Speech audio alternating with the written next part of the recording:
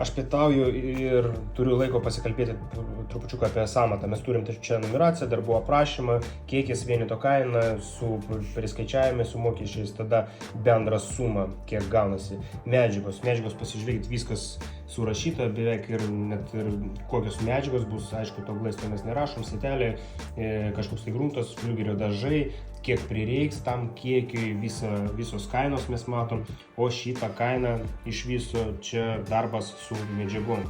Turėkite omeny, kad turi būti paskaičiuota pilnai, turi būti ir bendras remonto šiukšlių išvežimas, patalpos sutvarkymas, medžiagų užnešimas ir jų sukomplektavimas.